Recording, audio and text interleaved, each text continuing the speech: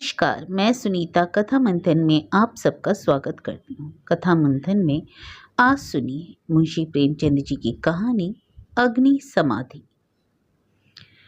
साधु संतों के सत्संग से बुरे भी अच्छे हो जाते हैं, किंतु प्रयाग का दुर्भाग्य था कि उस पर सत्संग का उल्टा ही असर हुआ। उसे गांजे, चरस और भंग का चस्का पड़ गया। फल यह हुआ कि एक मेहनती उद्यमशील युवक आलस्य का उपासक बन बैठा। जीवन संग्राम में यह आनंद कहाँ?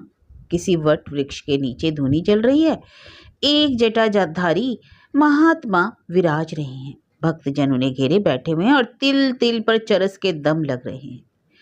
बीच बीच में भजन भी हो जाते हैं। मजूरी दातुरी में वह सुख कहाँ? चिलम भरना प्रयाग का काम था। भक्तों को परलोक में पुण्य फल की आशा थी, प्रयाग को तत्काल फल मिलता था। चिलमों पर पहला हक उसी का होता था। महात्माओं के श्रीमुख से भगवत चर्चा सुनते हुए आनंद से विहल उठता। उस पर आत्मविस्मृति सी छा जाती। सौरभ, संगीत और प्रकाश से भरे हुए एक दूसरे ही संसार में वह पहुंच जाता। इसलिए जब उसकी स्त्री रुक्मिण रात के 10-11 बज जाने पर उसे बुलाने आती तो प्रयाग को प्रत्यक्ष क्रूर अनुभव होता। संसार उसे कांटों से भरा हुआ जंगल दिखता। विशेषतः जब घर आने पर उसे मालूम होता कि अभी चूल्हा भी नहीं जला, चने चबेने की कुछ फिक्र करनी है। वह जाति का भर था। गांव की चौकीदारी उसकी मिरास थी। 2 रुपये और कुछ आने वेतन मिलता था। वर्दी साफा मुफ्त। काम था सप्ताह में 1 दिन थाने जाना, वहां अफसरों के द्वार पर झाड़ू लगाना, अस्तबल साफ करना, लकड़ी चीरना।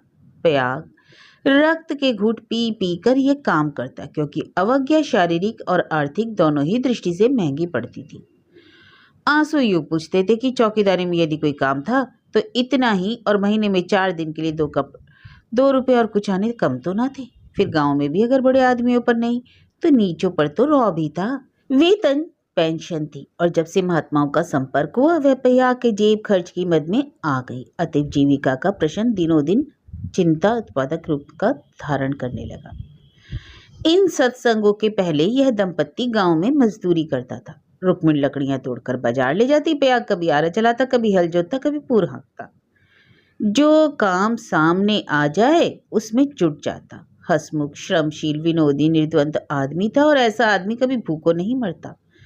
उस पर नम्र इतना कि किसी काम के लिए ना नहीं करता। किसी ने कुछ कहा वह अच्छा भैया कहकर दौड़ा। इसलिए उसका गांव में मान था। इसी की बदौलत निर्धन होने पर भी 2-3 सालों से अधिक कष्ट न हुआ। दोनों जून की तो बात ही क्या। जब महतो को यह रिद्धि न प्राप्त थी, जिनके द्वार पर बैलों की 3-3 जोड़ियां बंधाती थी, तो प्रयाग किस गिनती में था? हाँ, 1 जून की दाल रोटी में संदेह न था। परंतु अब यह समस्या दिन पर दिन विषमतर होती जाती थी।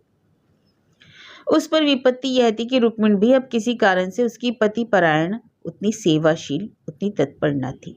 नहीं, उतनी वाचालता में आश्चर्यजनक विकास होता जाता था उसका। अतएव प्रयाग को किसी ऐसी सिद्धि की आवश्यकता थी जो उसे जीविका की चिंता से मुक्त कर दे और वह निश्चिंत होकर भगवान भजन और साधु सेवा में प्रवृत्त हो जाए। एक दिन रुक्मिण बाजार से लकड़ियां बेचकर लौटी तो प्रयाग ने कहा, ला कुछ पैसे दे दे, दम लगाऊं। दम लगाने की ऐसी चाट है तो काम क्यों नहीं करते? क्या आजकल कोई बाबा नहीं है जाकर चिल्लम भरो? रुक्मिण ने मुंह फेर कर कहा। प्रयाग ने भी त्योरी चढ़ाकर कहा, भला चाहती है तो पैसे दे दे, नहीं तो इस तरह तंग करेगी तो एक दिन कहीं और चला जाऊंगा तब रोएगी। रोए मेरी बला से, तुम रहते ही हो तो कौन सोने का कौर खिला देते हो। छाती फाड़ती हूँ अब भी, तब भी छाती फाड़ूंगी। तो यही तेरा फैसला है? हाँ हाँ, कह तो दिया मेरे पास पैसे नहीं है। गहने बनवाने के लिए पैसे हैं और मैं 4 पैसे मांगता हूं तो यूं जवाब देती है। रुक्मिण ने तिनक कर बोला, गहने बनवाती हूं तो तुम्हारी छाती क्यों फटती है? तुमने तो पीतल का छल्ला भी ना बनवाया, या इतना भी नहीं देखा जाएगा? प्रयाग उस दिन घर ना आए। रात के 9 बज गए। तब रुक्मिण ने किवाड़ बंद कर लिए। समझी गांव में कहीं छिपा बैठा होगा, समझता होगा मुझे मनाने आवेगी मेरी जब्बला से। जब दूसरे दिन भी प्रयाग न आया तो रुक्मिण को चिंता हुई। गांव भर छान आई, चिड़िया किसी भी डाल पर ना मिली। उस दिन उसने रसोई नहीं बनाई। रात को लेटी भी तो बहुत देर तक आंखें ना लगी। शंका हो रही थी प्रयाग सचमुच तो विरक्त नहीं हो गया। उसने सोचा प्रातःकाल पत्ता पत्ता छान डालूंगी, किसी साधु संत के साथ होगा। जाकर थाने में रपट कर दूंगी। अभी तड़का ही था कि रुक्मिन थाने में चलने को तैयार हो गई। किवाड़ बंद करके निकली ही थी कि पयाग आता हुआ दिखाई दिया, और वह अकेला ना था। उसके पीछे पीछे एक स्त्री भी थी। उसकी छींट की साड़ी, रंगी हुई चादर, लंबा घूंघट और शर्मीली चाल देखकर रुक्मिणी का कलेजा धक से हो गया। वह एक क्षण हतबुद्धि सी खड़ी रही, तब बढ़कर नई सौत को दोनों हाथों के बीच में ले लिया और उसे इसी भांति धीरे धीरे घर के अंदर ले चली, जैसे कोई रोगी जीवन से निराश होकर विषपान कर रहा हो। जब पड़ोसियों की भीड़ छट गई तो रुक्मिणी ने पयाग से पूछा, कहाँ से लाए हो? पयाग ने हंसकर कहा, अरे घर से भागी जाती थी, रास्ते में मिल गई, घर का काम धंधा करेगी और यहीं पड़ी रहेगी। मालूम होता है तुम्हारा मुझसे जी भर गया। पयाग ने तिरछी चितवनों से देखकर कहा, तत पगली, इसे तेरी सेवा टहल करने लाया हूं।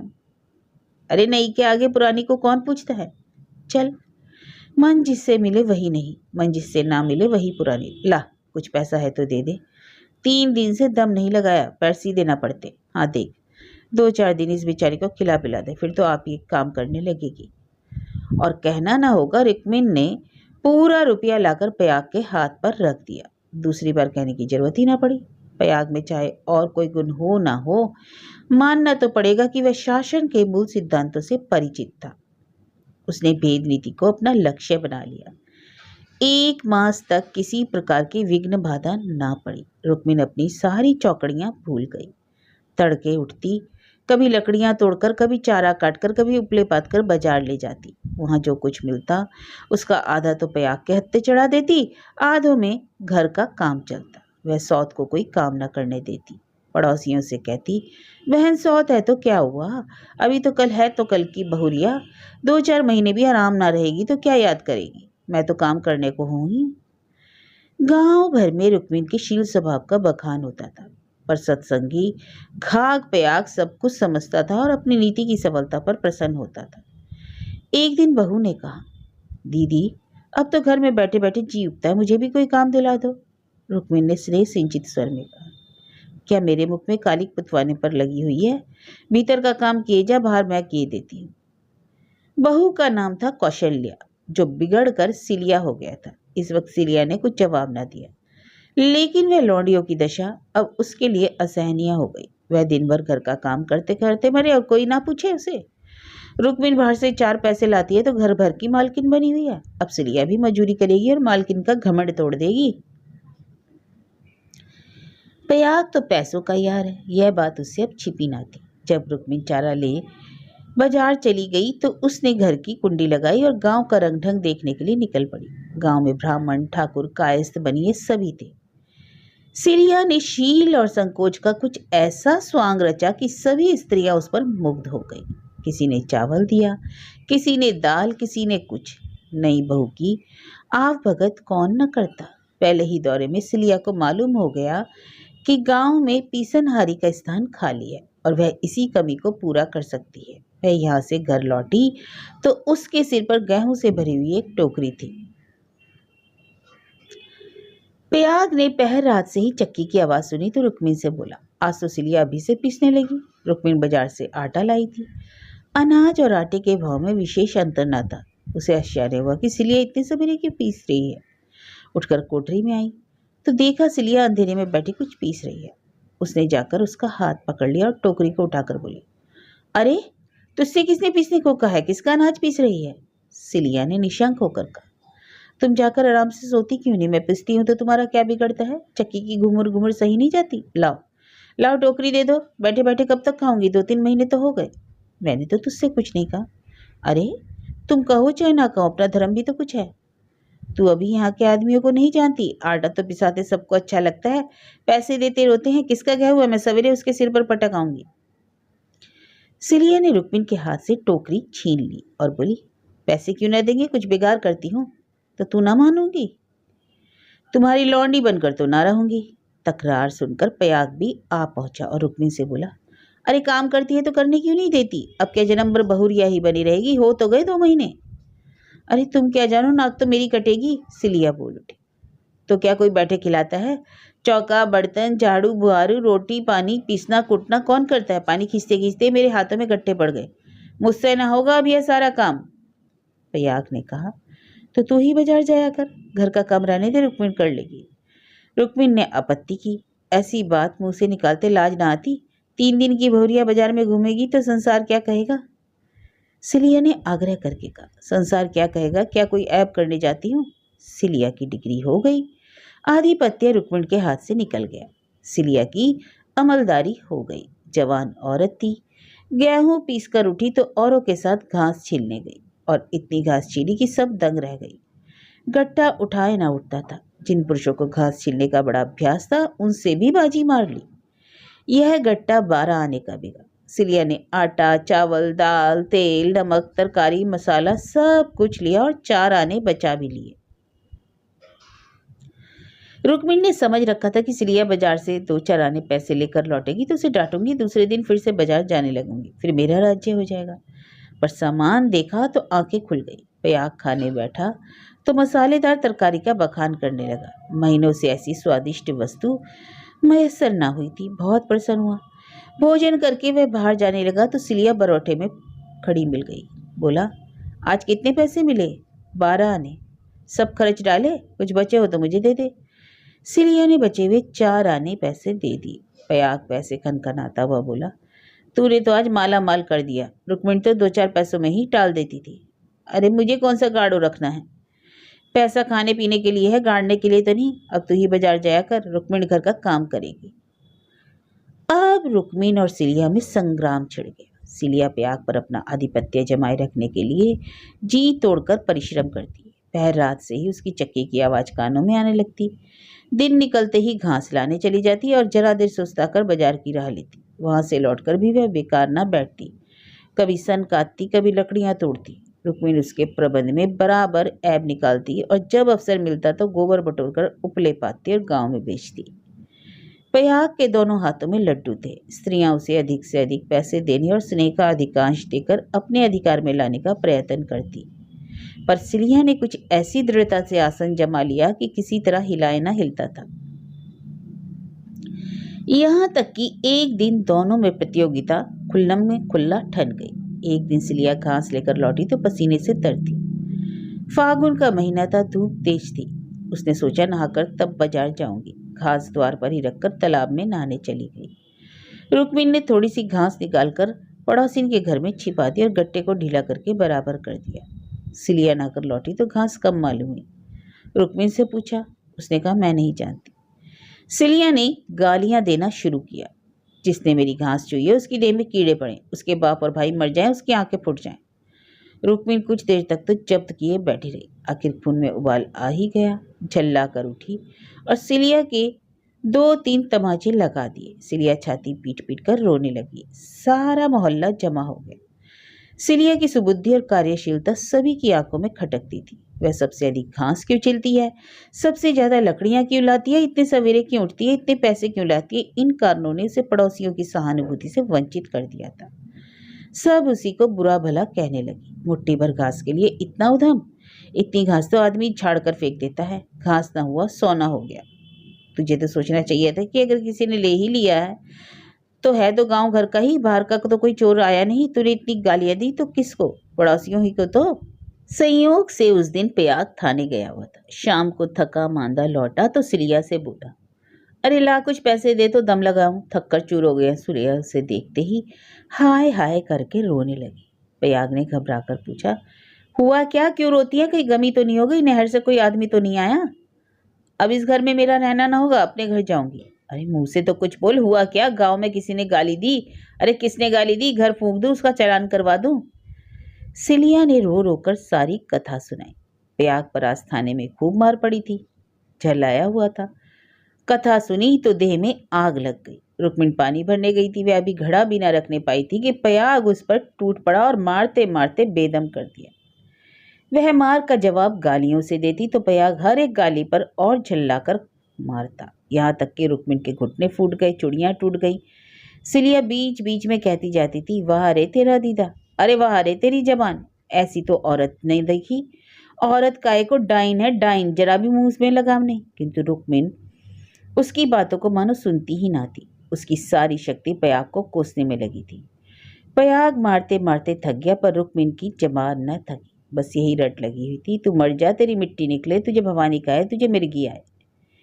प्रयाग रह रहकर क्रोध से तिलमिला उठता और आकर 2-4 लातें जमा देता, पर रुक्मिणी को अब शायद चोट ही न लगती थी। वह जगह से हिलती भी न थी, सिर के बाल खोले जमीन पर बैठी इन्हीं मंत्रों का पाठ कर रही थी। उसके स्वर में अब क्रोध न था, केवल एक उन्मादमय प्रवाह था। उसकी समस्त आत्मा हिंसा कामना की अग्नि से प्रज्वलित हो रही थी। अंधेरा हुआ तो रुक्मिणी उठकर एक और निकल गई, जैसे आंखों से आंसू की धार निकल जाती है। सिलिया भोजन बना रही थी। उसने उसे जाते देखा भी, पर कुछ पूछा नहीं। द्वार पर प्रयाग बैठा चिलम पी रहा था। उसने भी कुछ ना कहा। जब फसल पकने लगती तो 1.5-2 महीने तक प्रयाग को हार की देखभाल करनी पड़ती थी। उसे किसानों से दोनों फसलों पर हल पीछे कुछ अनाज बंधा हुआ था। मागी में वह हार के बीच में थोड़ी सी जमीन साफ करके एक मड़ैया डाल लेता और रात को खा पीकर आग, चिलम और तमाकू चरस लिए हुए इसी मड़ैया पे जाकर पड़ा रहता था। चैत के अंत तक उसका यही नियम रहता। आजकल वही दिन थे। फसल पकी हुई तैयार खड़ी थी। 2-4 दिन में कटाई शुरू होने वाली थी। प्रयाग ने 10 बजे रात तक रुक्मिणी की राह देखी। फिर यह समझकर कि शायद किसी पड़ोसिन के घर सो रही होगी, उसने खा पीकर अपनी लाठी उठाई और सिलिया से बोला, किवाड़ बंद कर ले, अगर रुक्मिणी आए तो खोल देना और मना जुना कर थोड़ा बहुत खिला देना। तेरे पीछे आज इतना तूफान हो गया और मुझे भी ना जाने कैसा गुस्सा आ गया। मैंने उसे तो कभी फूल की छड़ी से भी ना छुआ था। कहीं भूड़ धांस ना मरी हो तो कल आफत आ जाए। सिलिया बोली, ना जाने वह आएगी कि नहीं, मैं अकेली कैसे रहूंगी, मुझे डर लगता है। तो घर में कौन रहेगा? सूना घर पाकर कोई लोटा थाली उठा ले जाए। डर किस बात का? फिर रुक्मिणी तो आती ही होगी। सिलिया ने अंदर से कुंडी लगा ली। प्रयाग हार की ओर चला। चरस की तरंग में भजन गाता जाता था। सहसा सिवाने पर पहुंचते ही उसने देखा कि सामने हार में किसी ने आग जलाई। एक क्षण में एक ज्वाला दहक उठी। उसने चिल्लाकर पुकारा, अरे कौन है वहां? कौन आग जलाता है? ऊपर उठती हुई ज्वालाओं ने अपनी आग्नेय जीवा से उत्तर दिया। अब प्रयाग को मालूम हुआ उसकी मड़ैया में आग लगी हुई है। उसकी छाती धड़कने लगी। इस मड़ैया में आग लगना रुई के ढेर में आग लगाना था। हवा चल रही थी। मड़ैया के चारों ओर एक हाथ हटकर पकी हुई फसल की चादर बिछी हुई थी। रात में भी उनका रंग सुनहरा दिखाई देता था। आग की एक लपट, केवल एक जरा सी चिंगारी सारे हार को भस्म कर देगी। सारा गांव तबाह हो जाएगा। इसी हार से मिले हुए दूसरे गांव के भी हार थे, वे भी जल उठेंगे। ओह, लपटें बढ़ती जा रही। अब विलंब करने का समय न था। प्रयाग ने अपना उपला और चिल्लम वहीं पटक दिया और कंधों पर लोहबंद लाठी रख बेतहाशा मड़ैया की तरफ दौड़ा। पेड़ों में से जाने में चक्कर था, इसलिए वह खेतों से होकर भागा जा रहा था। प्रतिक्षण ज्वाला प्रचंडतर होती जाती थी। प्रयाग के पांव और तेजी से उठ रहे थे। कोई तेज घोड़ा भी इस वक्त उसे पा ना सकता था। अपनी तेजी पर उसे स्वयं आश्चर्य हो रहा था। जान पड़ता था पांव भूमि पर पड़ते ही नहीं। उसकी आंखें मड़ैया पर लगी हुई थी, दाहिने बाएं और कुछ ना सूझता था। इसी एकाग्रता ने उसके पैरों में पर लगा दिए। ना दम फूलता था, ना पांव थकते थे। 3-4 फलांग उसने 2 मिनट में ही तय कर लिए और मड़ैया के पास जा पहुंचा। मड़ैया के आसपास कोई न था। किसने यह कर्म किया, सोचने का भी मौका नहीं था। उसे खोजने की तो बात ही और थी। प्रयाग का संदेह रुक्मिणी पर क्रोध का समय न था। ज्वालाएं कुचाली बालकों की भांति ठट्टा मारती, धक्कम धक्का करती, कभी दाहिनी और कभी बाईं तरफ लपकती। बस ऐसा मालूम होता कि लपट अब खेत तक पहुंची, अब पहुंची। मानो ज्वालाएं आग्रहपूर्वक कियारी की ओर बढ़ती और असफल होकर दूसरी बार दूने वेग से लपकती थी। आग कैसे बुझी? लाठी से पीटकर बुझाने का गौना था, पर वह तो निरी मूर्खता थी। फिर क्या, फसल जल जाएगी तो वह गांव में किसी को मुंह न दिखा सकेगा। गांव में कोहराम मच जाएगा, सर्वनाश हो जाएगा। उसने ज्यादा नहीं सोचा और ग्वारों को सोचना भी नहीं आता है। प्रयाग ने लाठी संभाली, जोर से एक छलांग मारकर आग के अंदर मड़ैया के द्वार पर जा पहुंचा। जलती हुई मड़ैया को अपनी लाठी पर उठाया, उसे सिर पर लिए सबसे चौड़ी मेड़ पर गांव की तरफ भागा। ऐसा जान पड़ा मानो कोई अग्नियान हवा में उड़ता चला जा रहा है। फूस की जलती हुई धज्जियां उसके ऊपर गिर रही थी, पर उसे इसका ज्ञान तक ना था। वह एक बार एक मुठ अलग होकर उसके हाथ पर गिर पड़ा। सारा हाथ जल गया, पर उसके पांव पल भर भी नहीं रुके, हाथों में जरा भी हिचक नहीं, हाथों का हिलना खेती का तबाह होना था। प्रयाग की ओर से अब कोई शंका न थी। अगर भय था तो यही कि मड़ैया का वह केंद्र भाग जहां लाठी का कुंदा डालकर वह प्रयाग ने उसे उठाया था जल न जाए, क्योंकि छेद के फैलते ही मड़ैया उसके ऊपर आ गिरेगी और अग्नि समाधि में मग्न कर देगी। प्रयाग यह जानता था और हवा की चाल से उड़ा चला जाता था। 4 फलांग की दौड़ है। मृत्यु अग्नि का रूप धारण किए हुए प्रयाग के सर पर खेल रही है और गांव की फसल पर। उसकी दौड़ में इतना वेग है कि ज्वालाओं का मुंह पीछे की ओर फिर गया। उसकी दाहक शक्ति का अधिकांश वायु में से लड़ने में लग रहा है। नहीं तो अब वह तक बीच की आग पहुंच गई होती अगर हाहाकार मच गया होता। एक फलांग और निकल गया। प्रयाग की हिम्मत ने हार ना मानी। वह दूसरा फलांग भी पूरा हो गया। देखना प्रयाग 2 फलांग की और कसर है। पांव जरा भी सुस्त ना हो। ज्वाला लाठी के कुंदे पर पहुंची और तुम्हारे जीवन का अंत। मरने के बाद भी तुम्हें गालियां मिलेंगी। तुम अनंत काल तक आहों की आग में जलते रहोगे। बस 1 मिनट और, बस 1 मिनट और। अब केवल 2 खेत रह गए हैं। सर्वनाश। लाठी का कुंदा निकल गया। मड़ैया नीचे खिसक रही है। अब कोई आशा नहीं। प्रयाग प्राण छोड़कर दौड़ रहा है। वह किनारे का खेत आ पहुंचा। अब केवल 2 सेकंड का और मामला है। विजय का द्वार सामने 20 हाथ पर खड़ा स्वागत कर रहा है। उधर स्वर्ग है, इधर नर्क। मगर वह मड़ैया खिसकती हुई प्रयाग के सिर पर आ पहुंची।